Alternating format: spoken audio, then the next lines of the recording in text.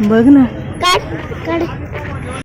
काल गार्डनला गेलो होतो आणि तिथला हा व्हिडिओ आहे. आणि बघा एका ठिकाणी घेतलंच तर आजच्या व्हिडिओ मध्ये ना खास असं असणार आहे की काल जी भांडी दाखवली होती ना घासलेली, तीच आता म्हणजे एक साईड घासून झाली होती, आता दुसरी साईडची क्लिनिंग चालू होती.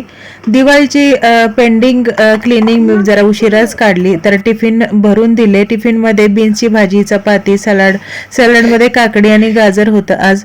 आणि बघा पहिले उठल्यानंतर बेड क्लीन केला. बेड एकदम व्यवस्थित आणि टापटीप असेल तर घरामध्ये किती प्रसन्न वाटतं, म्हणजे खास करून बेडरूम मध्ये एकदम छान वाटतं. तर मी ते पहिले काम करून घेते आणि आता घरातनं सगळे गेले ना तर मग आपल्या कामाला पटपट सुरुवात करता येते. दिवाळीच्या आधीच भांडी घासली होती आणि आता परत भांडी घासायची होती. तसं तर प्रत्येक महिन्याला सगळी भांडी घासली तरी सुद्धा घाणच दिसणार, कारण धूळच घरामध्ये एवढी येते ना, तर त्याच्यामुळं ना किती पण भांडी घासा, किती पण पुसा, ते शेवटी तसंच. तर मी कधी कधी काय करते, प्रत्येक वेळेला भांडी घासत नाही, पावडरचं पाणी करते. थोडंसं कोमट पाणी घेते, त्याच्यामध्ये थोडीशी वॉशिंग पावडर टाकते आणि स्वच्छ 2 कपडे घेते. एक ओला करून पुसून घेते आणि दुसरा असतो ना तो कॉटनचा, त्यांनी कोरड्या कपड्यांनी परत डबे वगैरे पुसून घेते. त्याने सुद्धा एकदम स्वच्छ आणि भांडी धुतल्यासारखी दिसतात. पण कितीही पुसून घेतली ना तर घासलेले सारखी एकदम चकाचक दिसतच नाही, त्याच्यामुळे मी घासून घेतेच अधूनमधून. आता सगळेजण बाहेर गेले होते, ऑफिसला गेले होते, मम्मी बाहेर गावी गेल्या होत्या, त्याच्यामुळे ना घरामध्ये मी एकटीच होती. रियांश स्कूलला गेला होता आणि जेवढी मी एकटी असेल ना तेवढी मला पटपट कामं उरकतात. आणि एक टाइम ठरवून ठेवला होता, रियांच्या स्कूल संपेपर्यंत माझं एवढं काम झालंच पाहिजे आणि तेवढ्या वेळामध्ये मी ते काम पूर्ण करते. पण करावंच लागणार होतं, कारण रियांशला आणायला पण जायचं होतं.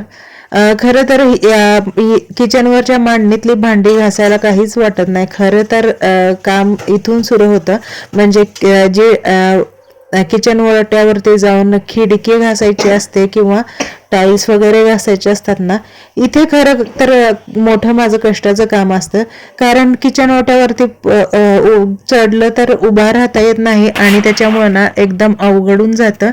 पण स्वच्छ करावं तर लागणार आणि घासून पाण्याने धुतल्याशिवाय ना घर स्वच्छच वाटत नाही.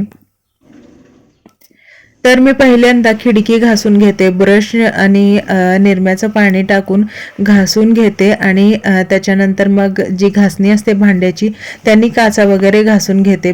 ब्रशनेच ज्या स्लायडिंग असतात ना तिथली सुद्धा साफसफाई करते. आणि जो भांडी घासायचा स्पंज असतो त्याने टाईल्स वगैरे स्वच्छ घासून घेते आणि पाण्याने स्वच्छ खळखळून धुवून घेते. त्याच्यामुळे ना सगळी घाण निघून जाते आणि एकदम स्वच्छ किचन ओटा होतो.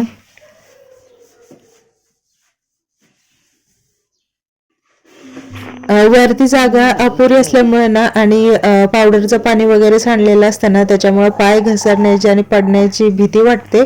तरी पण जास्त न हलता हळूहळू मी सगळं व्यवस्थित घासून घेते.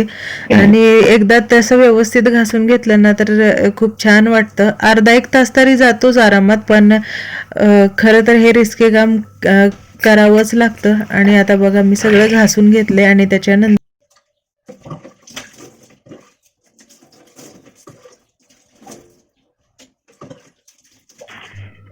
पाण्याने स्वच्छ धुवून घेतलं ना मग सगळी घाण निघून जाते. आणि त्याच्यानंतर खाली उतरून किचन ओटा वगैरे धुवून घेते.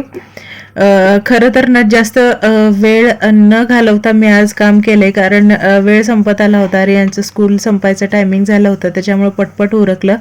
पटपट उरकताना पण भीती वाटते, पाय घसरेल की काय, पडेल की काय असं वाटतं, पण उरकावं लागलं. आता सवय झाली, थोडीशी प्रॅक्टिस झाली, त्याच्यामुळे एवढं काही नाही वाटत. आता किचन ओटाना तारेच्या घासणीनं घासून घेतला, कारण बरेच दिवस झाले, आठवडा तरी झालं किचन ओटा असं स्वच्छ घासून घेतला नव्हता, फक्त पाणी ओतून धुवायचे. आणि आता तो स्वच्छ घासून घेते, कारण कोपऱ्यामध्ये किंवा कडेवरती पीठ अडकून बसलेलं असताना ते तारेच्या घासणीने स्वच्छ निघून जातं. तर त्याच्यासोबतच आपली जी शेगडी असते ती सुद्धा धुवून घेतली.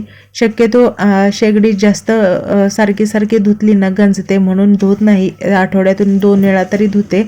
त्याच्यामुळं ना जरा जास्त घाण तर दिसत नाही, पण पाण्याने धुतलेलीची गोष्टच वेगळी असते. पाण्याने धुतल्याशिवाय धुतल्यासारखंच वाटत नाही आपल्याला की नाही, त्याच्यामुळं.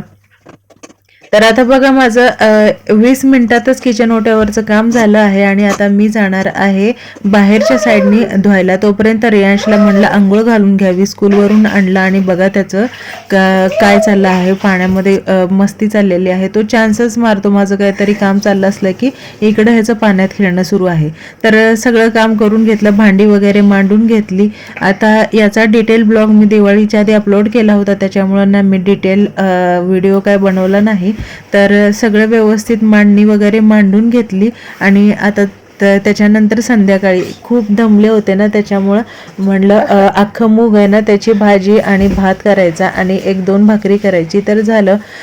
घरी जेवायला तसं तर कोणीच नव्हतं, आम्ही दोघं तिघंच होतो, त्याच्यामुळं जास्त जेवणाचं काही जास्त हे नव्हतं. तर अख्ख्या मुगाची भाजी खूप छान लागते, म्हणजे वरणच करतो ना आपण तसं करायचं. वरण जर आपल्याला खाऊ नसलं वाटत, म्हणजे तिखट भाजी पाहिजे असेल तर त्यात काळा मसाला किंवा काळा तिखट म्हणतो आपण, ते नाही टाकायचं. हिरवी मिरचीची पेस्ट करून टाकायची, लसूण खोबरं टाकायचं आणि याची कढीपत्त्याची फोडणी द्यायची. खूप छान लागतं आणि त्यातल्या त्यात घरचं मूग असतील ना तर ते तर खूपच छान लागतं. तुम्ही कधी खाल्लं नसेल किंवा तुम्ही या पद्धतीने करत नसाल ना तर एकदा नक्की करून पहा. चला आता कुकर लावून घेते आणि भाजी करून घेते आणि खूप दमायला झालं होतं, त्याच्यामुळे रियांचा स्टडी वगैरे पण घ्यायचा आहे, तर तो करून घेते आणि आपण ना अशाच दुसऱ्या छानशा व्हिडिओमध्ये भेटत जाऊ रोज.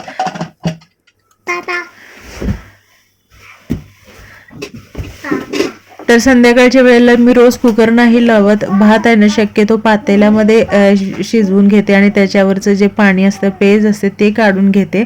त्याच्याने ना डायबिटीजवाल्यांना किंवा वजन वाढत नाही तसा भात खाल्ल्याने. तर मूग एकदम मऊसूत शिजलं होतं, आता त्याला फोडणी देते म्हणजे माझं कामच झालं. तर बघा अशा प्रकारे मी भाजी केली आणि आता भेटूया छानशा दुसऱ्या व्हिडिओमध्ये. तोपर्यंत बाय.